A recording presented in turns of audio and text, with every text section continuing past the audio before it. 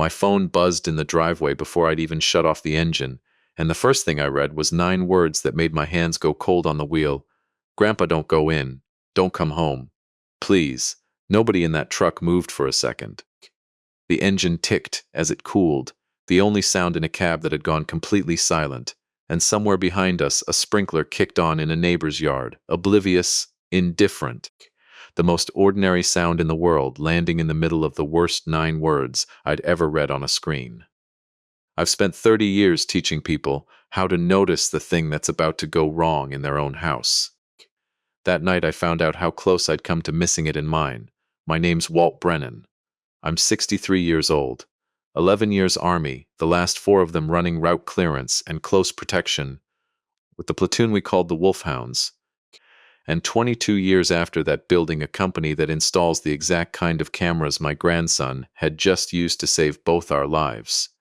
Though neither of us knew that yet, sitting in my truck at the curb of my daughter's driveway, with the porch light glowing gold through the evening haze like nothing in the world was wrong. I didn't know it yet, but the next 4 minutes were going to be the last ordinary minutes either of us had for a long time. Was the man my daughter had married 4 years earlier, the man who called me Pop at Thanksgiving and helped me load mulch bags into my truck without being asked, actually who he'd spent 4 years pretending to be. Had the thing about to happen to that house been decided weeks earlier, in conversations I'd been sitting 3 feet away from and hadn't heard, because I'd trained myself for 30 years to watch screens and somehow forgotten to watch the room, and how much of what I'd call instinct now, looking back, had actually just been evidence I'd chosen not to see, because seeing it meant a fight with my only daughter I didn't want to have. I want to tell you I trusted my grandson immediately the second that text came in. I didn't. My first thought, God forgive me, was that Mason was 9 years old and had just started staying up too late, watching true crime shows he wasn't supposed to have access to on his tablet, and that this was a kid with an overactive imagination doing what kids do.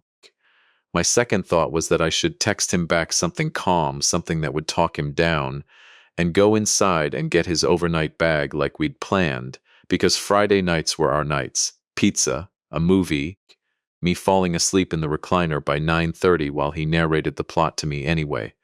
But before I could type anything, a second text came through, and this one didn't read like imagination. I'm hiding in my closet. I heard Curtis on the phone. He said Grandpa won't even be missed. He said the house needs to look complete. Please don't come in. Please call someone. I want you to understand something about the man I used to be before that text, because it matters for what comes after. 11 years in the Army teaches you a particular kind of stillness. Not calm, exactly, stillness.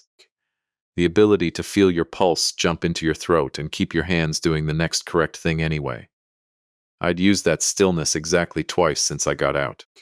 Once when a client's water heater exploded during an install and put a piece of shrapnel an inch from my eye, and once, 4 years earlier, at a memorial service I'd driven 6 hours to attend and then sat in the parking lot of for 40 minutes before turning the truck around and driving home without going in, because I could not make myself walk through those doors and look at a photograph of a 22-year-old named Danny Ruiz who did not come home from a road outside Kandahar that I had walked down first.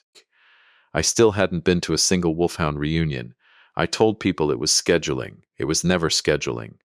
That's the part of me I want you to know about before the fire, before the phone call, before any of what made this into the kind of story people ask me to tell twice. I was not, whatever anyone tells you afterward, a hero waiting for his moment. I was a 63-year-old man who was frightened of a room full of his own surviving friends, sitting in a truck outside his daughter's house, reading a text from a 9-year-old and trying to decide, in real time, whether the stillness was still in there somewhere, or whether I'd let it go soft along with everything else. It was still in there. That much I can tell you now. I put the truck in reverse without turning the headlights back on and rolled it 2 houses down into the shadow between a street lamp that had been out for a month. Megan had mentioned it to the city twice, and a stand of crepe myrtles the neighbors hadn't trimmed back in a year. From there I had a clean line on the driveway and the side gate, And more importantly, I had my phone. And on my phone, I had the app for the camera system I'd installed on that house myself, 18 months earlier, as a housewarming gift when Megan and Curtis moved in. 4 cameras. Front door, driveway, back patio, side gate.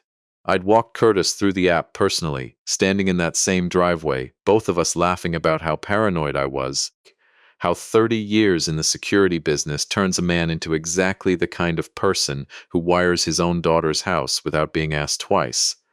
I opened the app with a thumb that wasn't quite steady and pulled up the side gate feed first, because that's the blind spot, the one people always forget to watch, the one I'd specifically told Curtis mattered most. 2 men were standing at that gate, not neighbors, not delivery drivers checking an address. 2 men in dark clothes, one of them heavy-set with a gas can in his hand, red plastic, the kind you keep in a garage for a lawnmower. Except lawnmower gas cans don't usually travel to a house at 7:40 on a Friday evening, carried by a man who keeps glancing over his shoulder at the street like he's counting cars. I didn't call out. I didn't get out of the truck and go be a hero in a driveway with a 9-year-old grandson hiding in a closet 40 yards away. 11 years of training does exactly one useful thing in a moment like that. It tells you the difference between an action that helps and an action that feels good. Running up that driveway would have felt good for about 4 seconds and gotten somebody killed for the rest of the night. I dialed 911 first. That part's easy. That part anybody would have done. 911, what's your emergency? I need police and fire to 441 Larkspur Court, right now. There are 2 men at the side gate of that house with a gasoline container, and there is a 9-year-old child alone inside. I'm a retired security contractor. I have eyes on the property from a parked vehicle. I am not going to approach. The dispatcher's voice sharpened the way they're trained to. Sir, stay on the line with me. Units are being routed now. 3 minutes out. 3 minutes felt like a number from a different universe. 3 minutes is nothing when you're waiting for a table at a restaurant. 3 minutes is an eternity when you're watching a man in dark clothes crouch at a gas line valve on the side of a house. Your grandson is hiding inside. The second call I made because of something else the Army teaches you. Something the dispatcher couldn't give me over that line. The value of a voice that already knows you, that doesn't need the situation explained twice, that will move before the paperwork catches up. I scrolled to a contact I hadn't used in over a year and hit call. Brennan, the voice on the other end said, gravel and surprise in the same breath. It's been a minute, Okoa, I need you.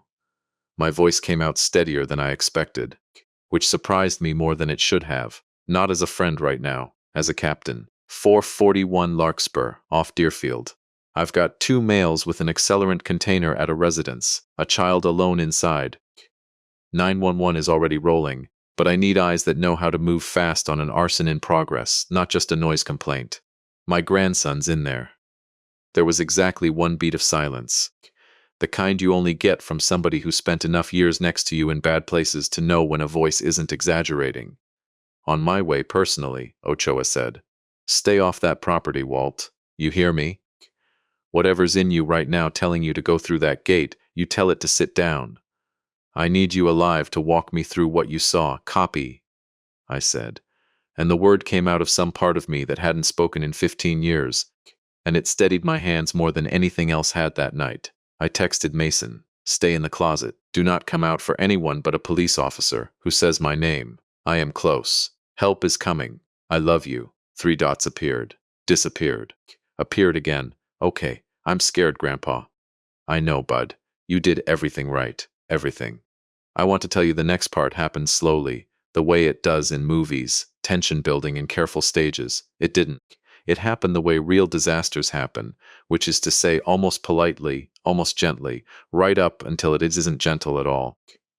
I watched on that 4-inch screen as the heavier man knelt by the gas meter and did something I couldn't see clearly enough to name, and the leaner one disappeared around toward the back patio with the can, and for about 90 seconds, nothing happened at all, and I let myself believe, the way you always let yourself believe right up until the moment you can't anymore, that maybe I was wrong, that maybe this was something explainable, A gas company inspection gone strange, an insurance photographer with genuinely terrible timing. Then the patio camera feed went orange. Not smoke, not yet.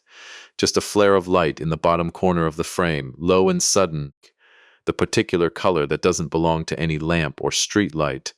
And half a second later, the smoke alarm inside the house started screaming through my phone's speaker, because the system was tied into the interior sensors too. Every alarm in that house going off at once, all four cameras lighting up red across the top of my screen. Motion, motion, motion, motion. Mason. I was out of the truck before I'd decided to be. Phone pressed so hard against my ear it hurt. Sprinting up the sidewalk in a way no 63-year-old man should be able to sprint. Every rule about staying off that property gone out of my head the second I heard that alarm. Mason, baby, talk to me. I hear it, Grandpa. I hear the beeping. I don't smell smoke yet. I'm still in the closet. What do I? Stay low. If you smell smoke before I get there, you get out the window, you understand me? Second floor window onto the porch roof. We practiced this, remember? We practiced this. We had practiced it 8 months earlier. A fire safety lesson I'd insisted on giving him after a job installing smoke detectors for an elderly client whose house had gone up 2 streets over. A lesson Megan had rolled her eyes at, called Dad's paranoia again, and I'd let her roll her eyes because it was easier than explaining that some men spend the rest of their lives building windows they wish somebody had shown them exit through. I didn't know it yet, running up that driveway with sirens already rising somewhere behind me in the dark.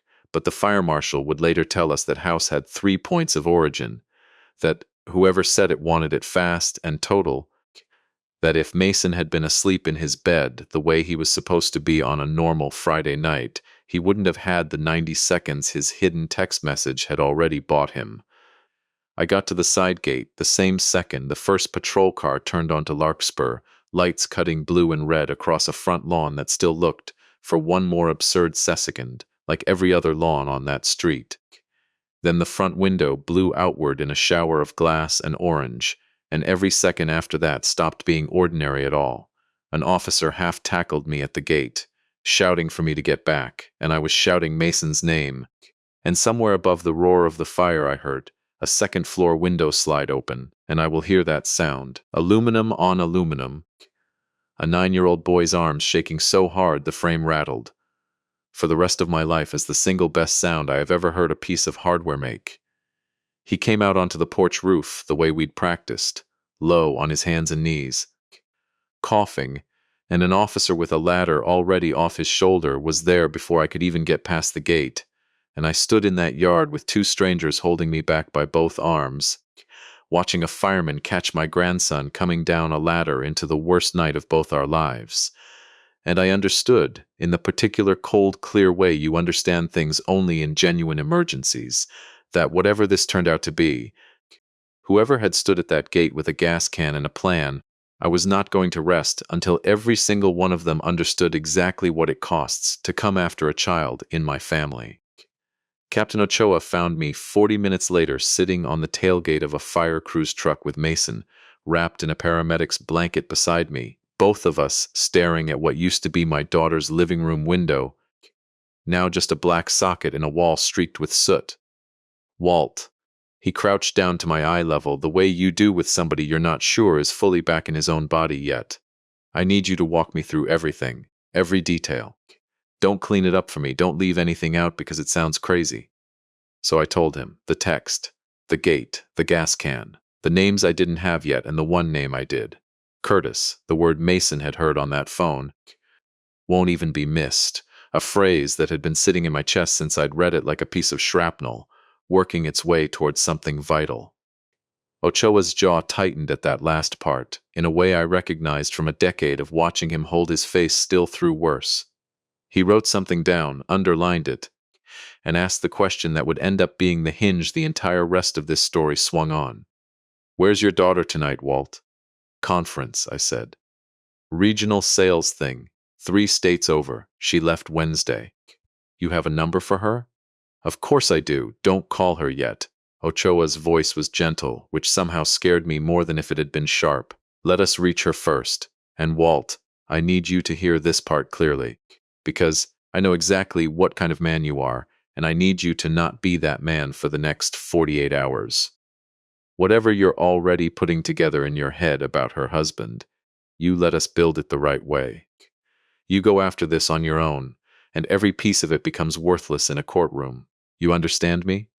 I looked past him at the house, at the black window socket, at the porch roof where a 9-year-old had climbed out onto aluminum siding rather than wait for the adults in his life to figure out he'd been telling the truth the whole time.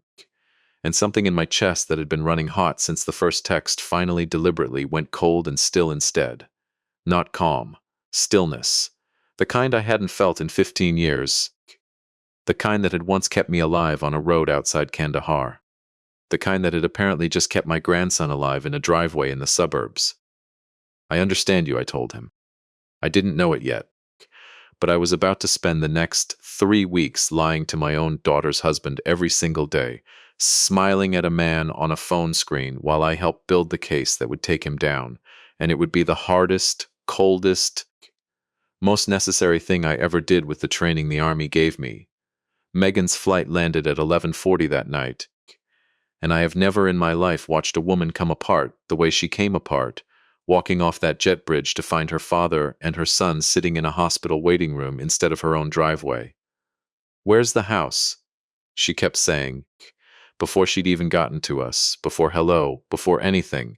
"Dad, where's the house? What happened to the house?" "The house is gone, sweetheart." I stood up and caught her before her knees actually did what they looked like they were about to do.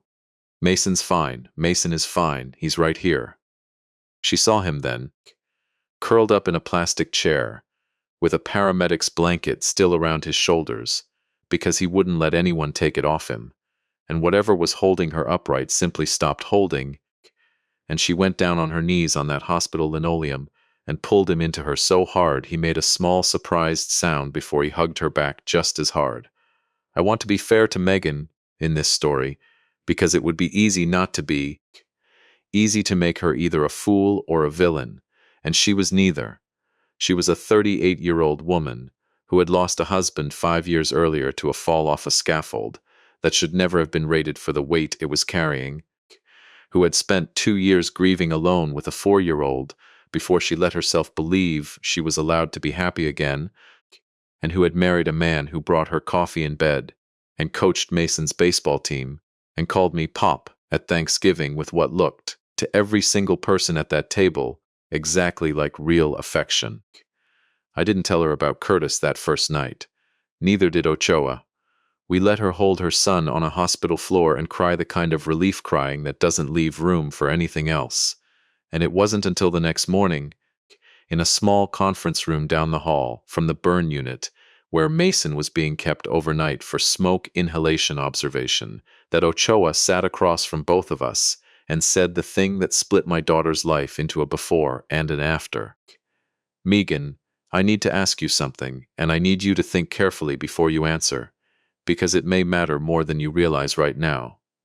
Has Curtis said or done anything in the last few months that struck you as strange? Financial questions, unusual phone habits, anything at all?" I watched my daughter's face do something I will never forget.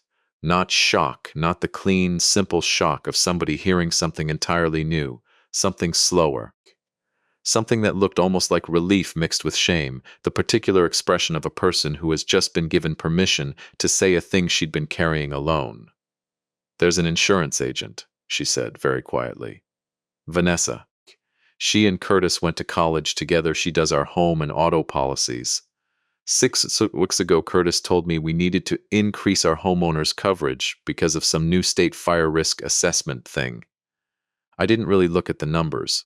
He handles that stuff. He's always handled that stuff." She stopped, started again. "About a month ago, I found a text on his tablet, not his phone. The tablet we share for the smart home stuff. It was from Vanessa. It said something like, 'Can't wait for the next chapter. You deserve it.' I asked him about it, and he laughed and said she was just being dramatic because he'd told her we were thinking about early retirement savings." I believed him. I wanted to believe him. Her voice cracked on that last sentence in a way that told me everything about how many times she'd talked herself out of the exact instinct sitting in front of her right now. Dad, I should have told you. I almost did twice. I kept thinking I was being paranoid, that I was the crazy wife who reads too much into things because I lost David and I'm scared of losing something else. I want to be honest about the anger that moved through me in that moment, because it would be dishonest to pretend it wasn't there. Some part of me wanted to ask her how she could have looked at a text like that and swallowed it, how she could have sat across a dinner table from a man for 6 weeks after finding that message and said nothing to the one person in her life who spent his entire career teaching people to notice exactly these signals.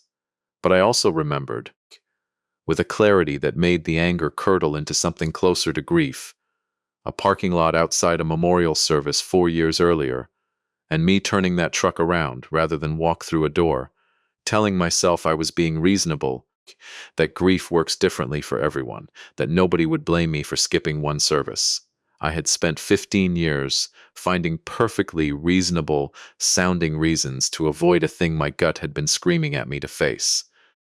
I did not have room to sit in judgment of my daughter for doing exactly the same thing for 6 weeks. You're not crazy, I told her instead, and meant it. You're a person who wanted to believe her husband loved her. That's not a character flaw, Megan. That's just what love does to your radar. I reached across the table and took her hand. But we're done believing him now, all the way done. You understand me?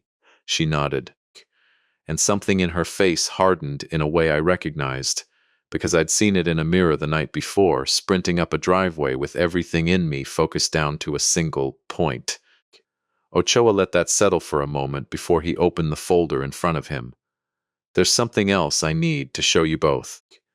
Mason had a bag with him in that closet. The fire crew recovered it from the porch roof when they brought him down. It must have been the first thing he grabbed. There was a field recorder in it. Small, olive drab, looks military surplus. My chest went tight in a way that had nothing to do with smoke inhalation. I gave him that, I said, for his birthday in March. He'd gotten into birdwatching that spring, kept asking me about the recorder I used to carry on patrols to log radio traffic, so I found him a civilian version, taught him how to work it, told him a good listener writes down what he hears instead of trying to remember it. It's been sitting in his backpack ever since. I honestly didn't think he ever used it for much besides a cardinal outside his window. Oako slid a small evidence bag across the table. Inside it, scuffed, one corner of the casing cracked from the fall off the porch roof, was that same little recorder. He used it Thursday night, Ochoa said. The night before the fire. Forensics pulled the audio this morning. I want you both to hear it, but I want you to be ready, because it's not easy listening. He set a laptop between us and pressed play, and the sound that came out of those tinny speakers was Mason's own breathing first, close and careful, the particular hush of a kid trying to be invisible in his own house, and then, muffled through what must have been a cracked closet door, 2 adult voices. She still doesn't have the second document notarized. If Megan doesn't sign off on the trust change before the 15th, none of this works the way we planned it. Curtis's voice, unmistakable, easy, the same voice that had told me 18 months earlier how paranoid I was for wiring cameras onto his gate. Then get her to sign it. You're supposed to be good at this part, Curtis. You've had 4 years to be good at this part.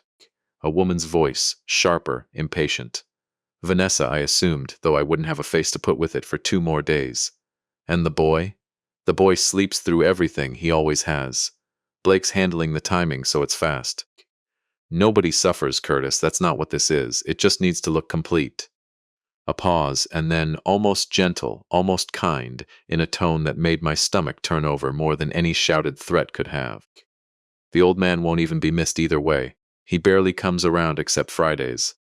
The recording ran another 40 seconds. Logistics, a name, Duke, mentioned once, and then not again. The word coverage repeated 3 times in ways that made my skin crawl, and then it cut off abruptly, the sound of a door closing somewhere in the house, and Mason's breathing speeding up before the recording ended entirely. Nobody in that conference room spoke for a long moment. Megan had both hands pressed flat over her mouth. I sat there with my birthday gift to my grandson sitting in an evidence bag on a table, the same recorder I'd taught him to use for Cardinals and Blue Jays, and understood that he had used it at 9 years old, alone in a dark house, to save both our lives with nothing but a piece of plastic his grandfather had given him, and the presence of mind neither of us had known he had until that exact second. He's a remarkable kid, Ochoa said quietly. He shouldn't have had to be, I said, and my voice came out rougher than I expected. He should have just gotten to be 9. We drove to my house from the hospital that afternoon, Mason discharged with a clean bill of lungs and a stern lecture about window ledges he clearly didn't need. And it was in my own kitchen, over grilled cheese, because some rituals don't need explaining, that he finally told me himself what he'd been too shaken to say the night before. I wasn't trying to spy, he said, not looking up from his plate. I just had the recorder in my backpack, because I was going to show you the new bird call I caught. I was walking past their room, and I heard Curtis's voice doing that thing, that voice he uses when he thinks nobody's listening, not his regular voice. So I just turned it on, in my pocket. I didn't even really understand what they were saying until I played it back in my closet that night, and then I understood the part about the old man, and I knew that meant you, and I got so scared I couldn't even talk out loud, so I texted you instead. I didn't want the house to hear me. You did exactly right, I told him, and I had to stop and clear my throat before I could say the rest. Every single part of it.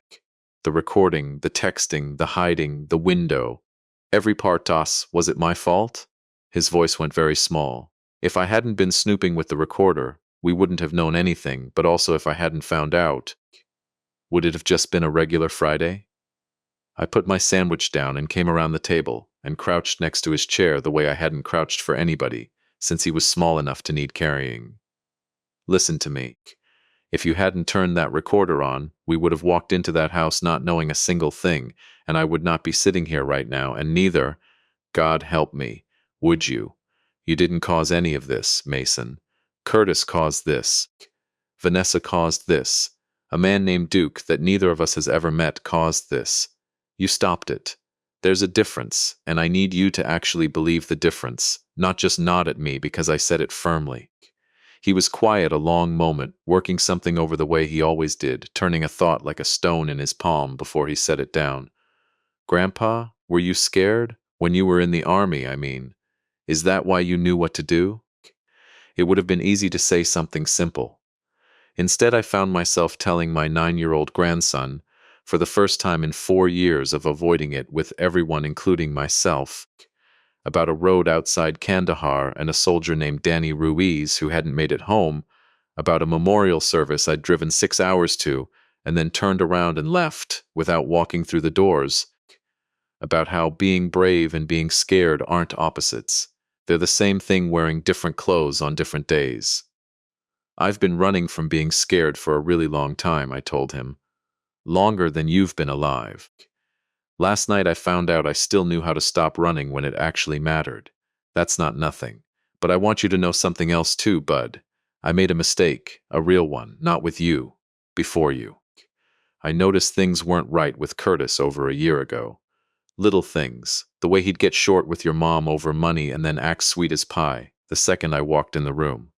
I told myself it wasn't my business, that I didn't want to cause trouble in your mom's marriage, that grandparents who overstep get shut out. I stayed quiet because it was easier than the fight. I should have said something to her a long time before last night ever happened.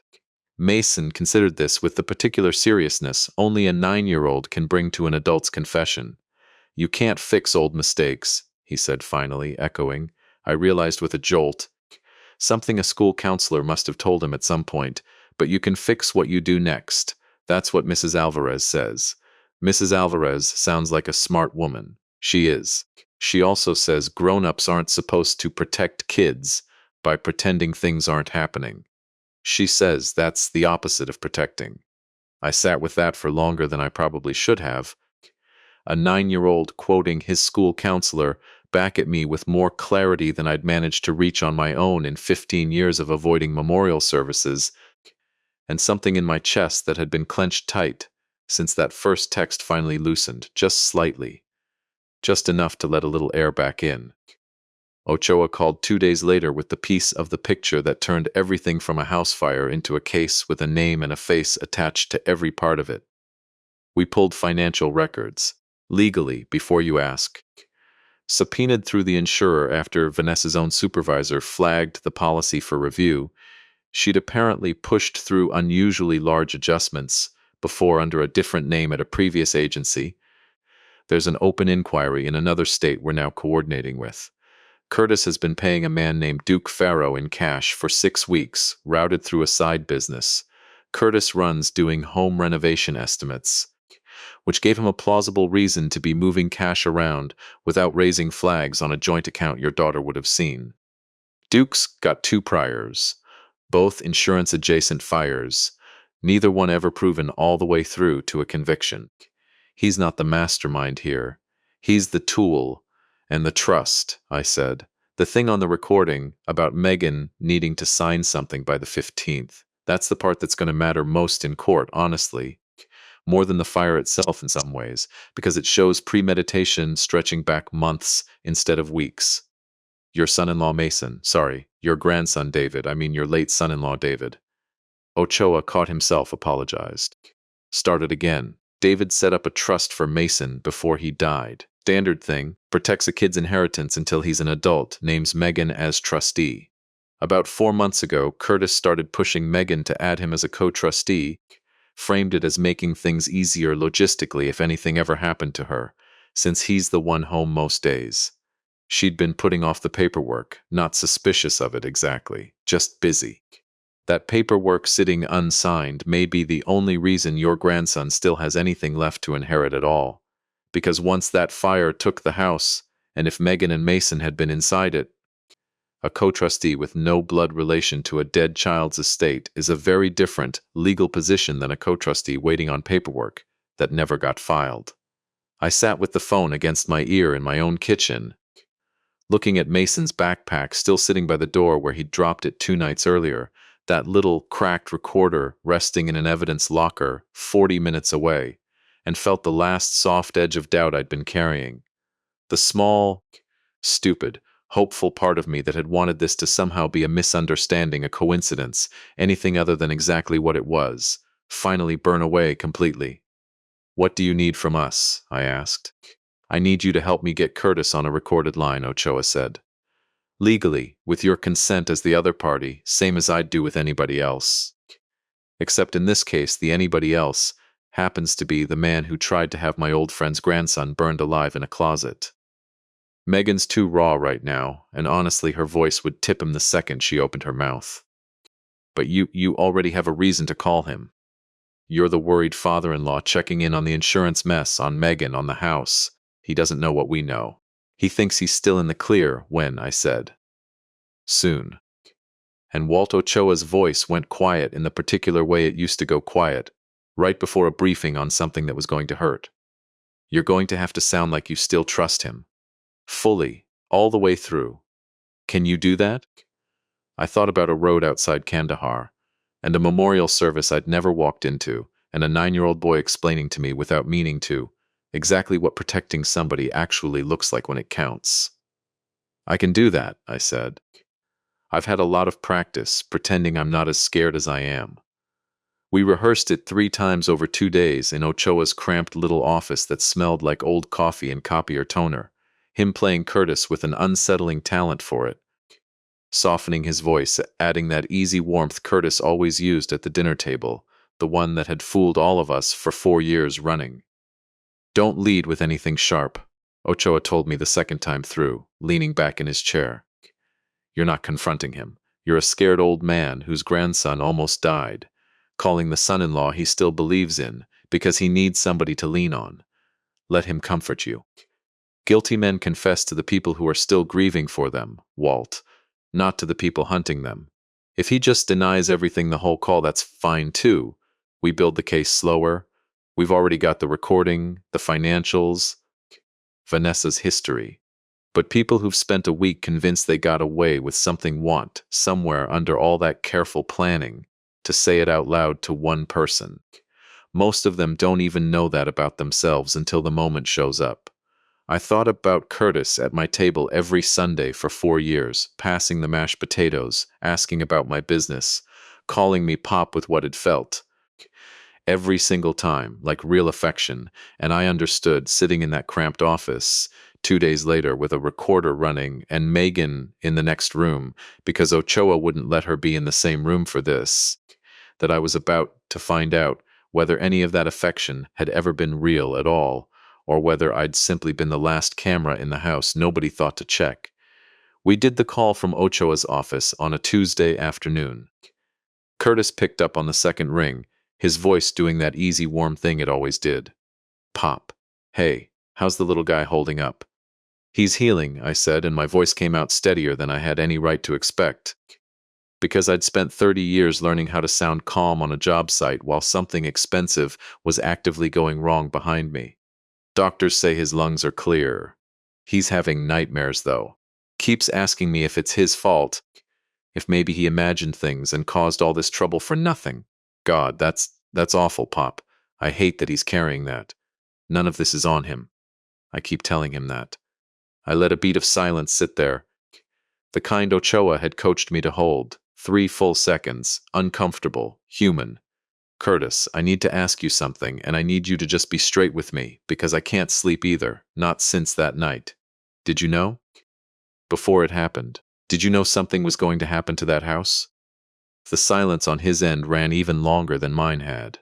I heard him breathe in once. Hold it. What kind of question is that, Walt? The only kind I've got left. I keep replaying it. 2 men at a gate with a gas can and a house I helped wire myself, and I just need to know if I'm losing my mind imagining connections that aren't there, or if I need to actually be afraid of something real. Please. For Mason's sake, if nothing else. Another silence, and then his voice dropped, softer, almost tender, almost exactly like the man who used to help me load mulch bags without being asked. Walt, listen to me.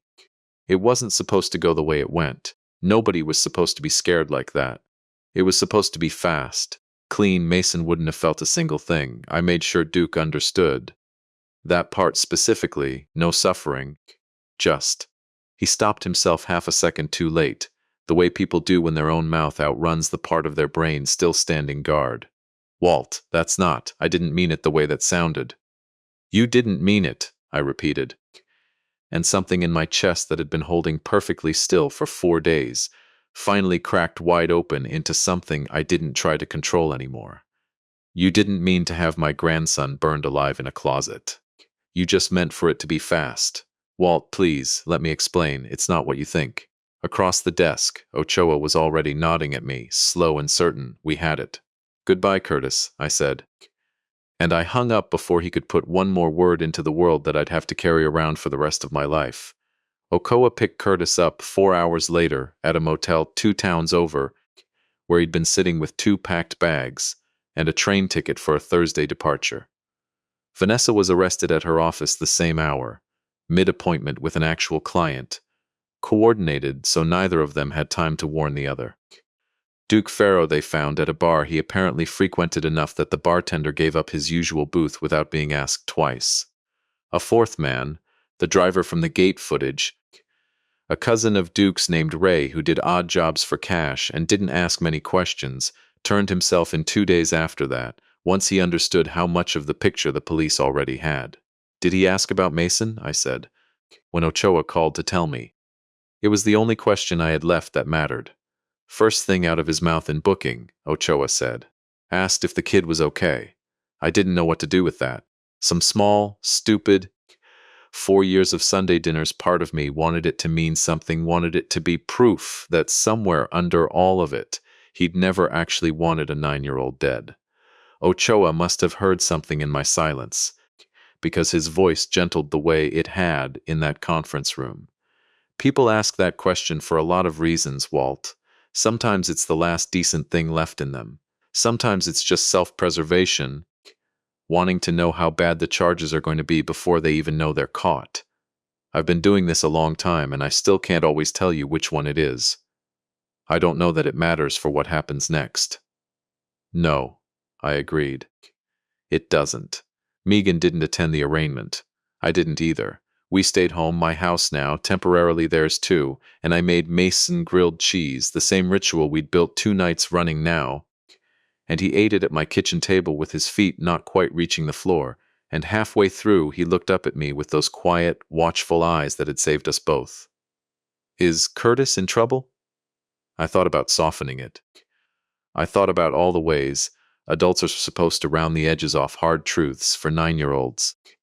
Then I thought about a recorder in a backpack and a boy hiding in a closet who had already survived a truth far harder than the one I was about to tell him, and I decided he'd earned the real version. Yeah, bud, he's in a lot of trouble, and he's never going to be able to hurt you or your mom again. I promise you that. He nodded, slow, filing it away the way he filed everything away, and then he asked if he could have a second sandwich, and I made him one.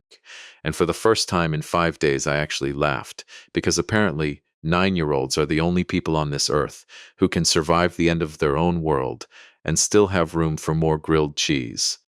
The trial, when it finally came, took the better part of 8 months to reach a verdict, and Vanessa Kirk's history did most of the heavy lifting once it surfaced in full.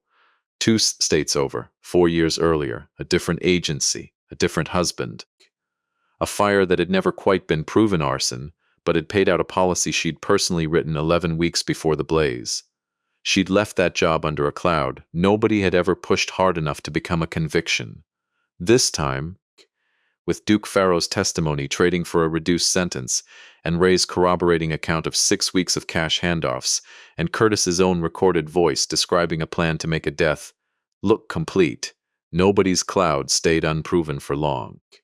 Duke's testimony, when it came, was the piece that finally answered the question I'd been sitting with since that first night.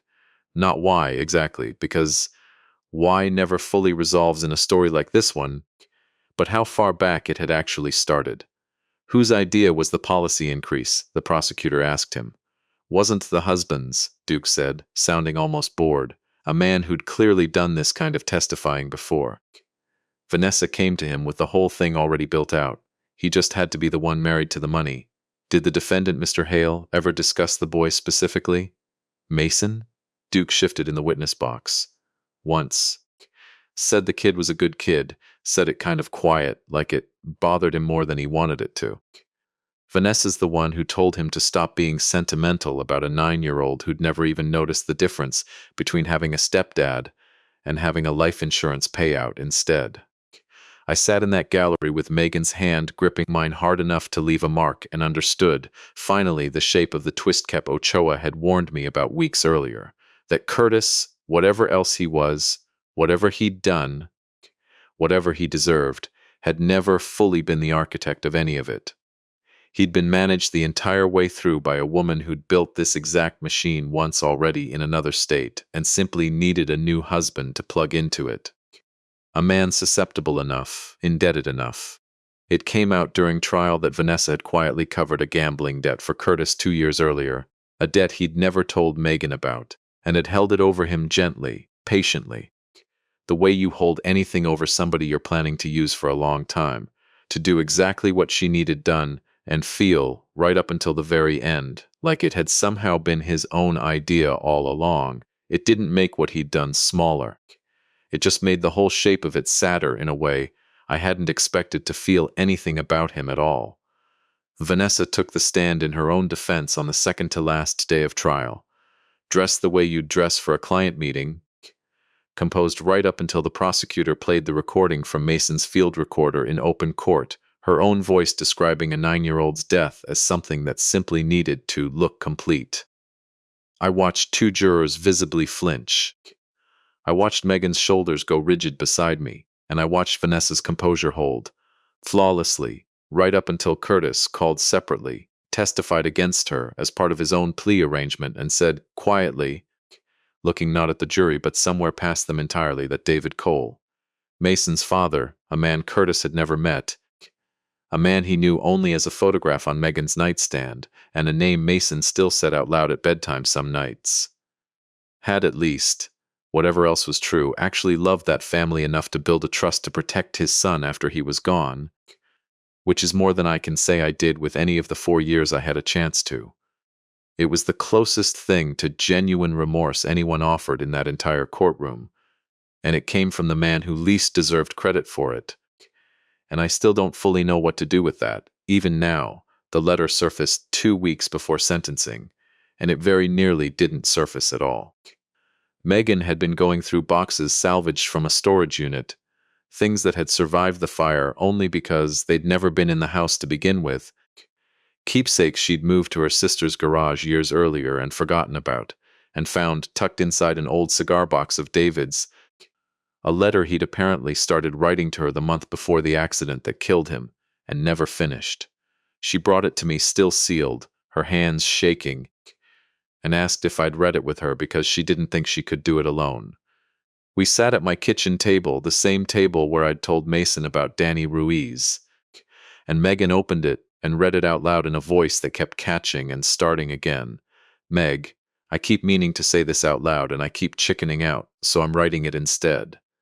If anything ever happens to me, I don't want you to spend your life scared of loving somebody else because you're worried it means loving me less. Mason's going to need a whole village eventually, not just you carrying it alone.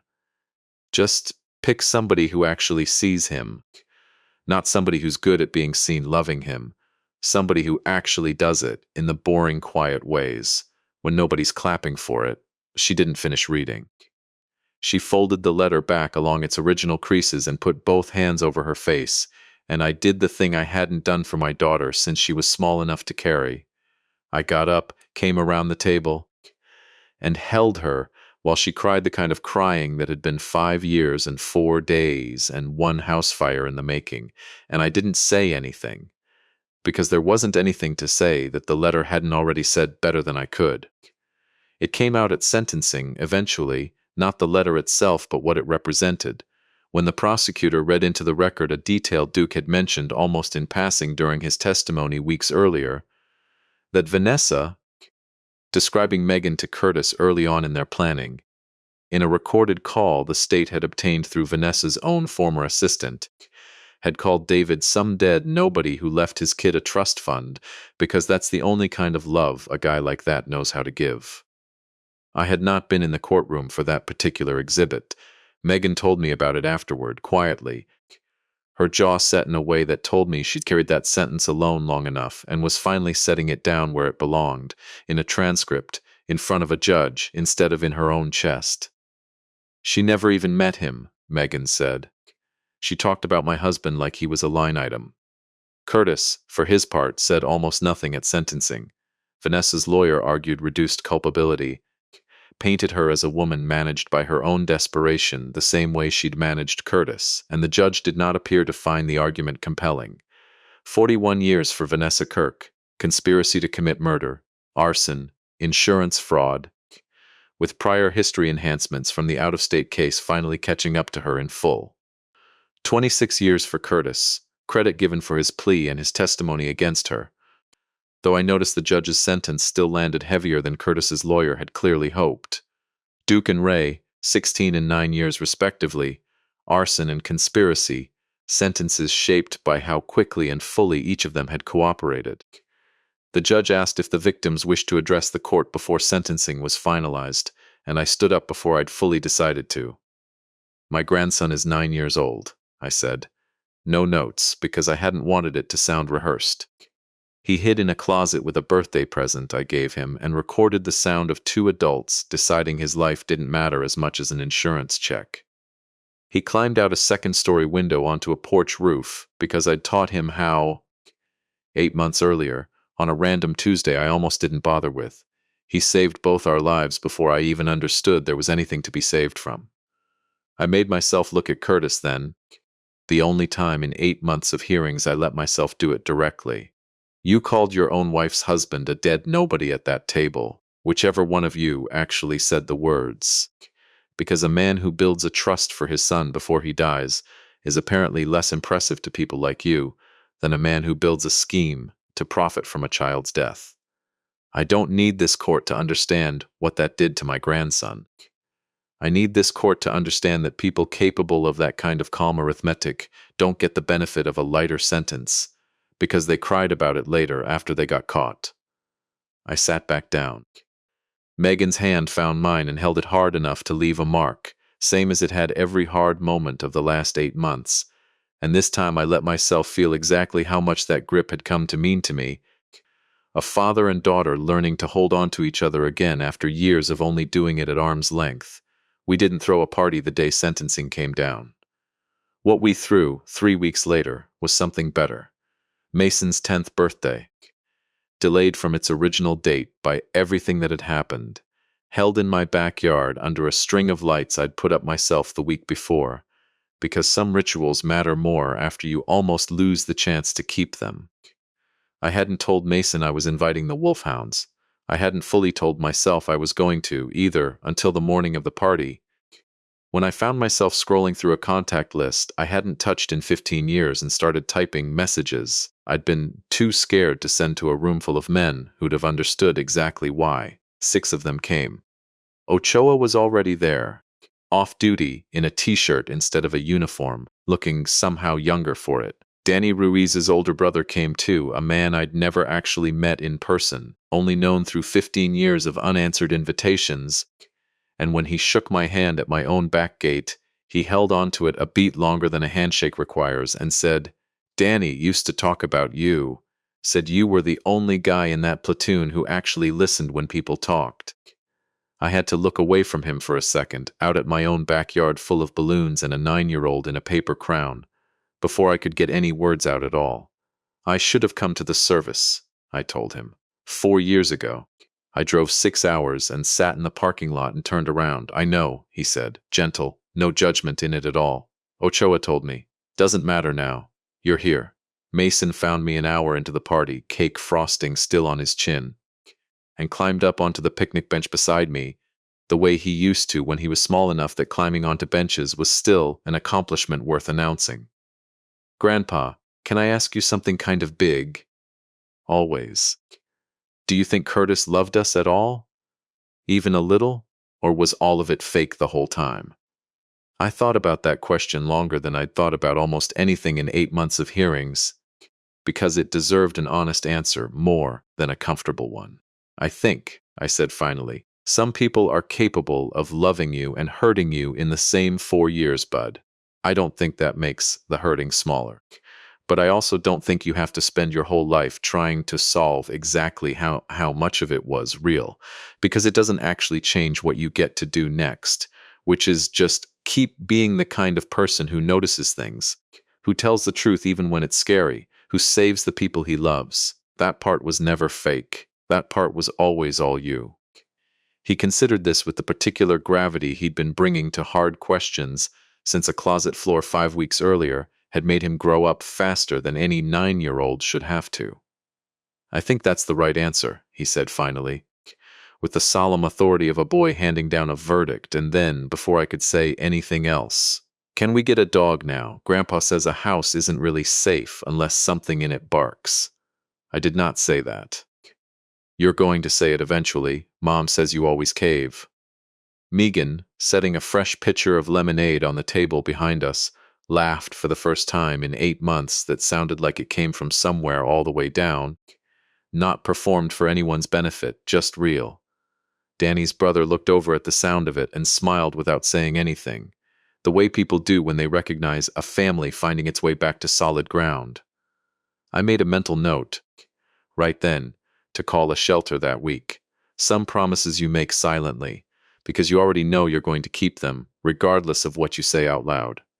Later that night, after the wolfhounds had gone home, and Megan had fallen asleep on my couch with Mason curled against her shoulder, I sat alone at my kitchen table with my phone in my hand, and I found myself scrolling back, for the first time since it happened, to that first text, "Grandpa, don't go in, don't come home. Please." I looked at it for a long time. Then I typed a new message, not to send anywhere, just to have written down somewhere that wasn't only inside my own chest. "You called it exactly right, bud. Every single time you've ever called it, you've called it exactly right. I'm not going anywhere. Neither are you." I didn't send it.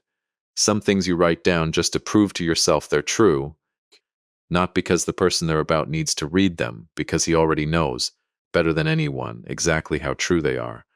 I don't forgive Vanessa Kirk.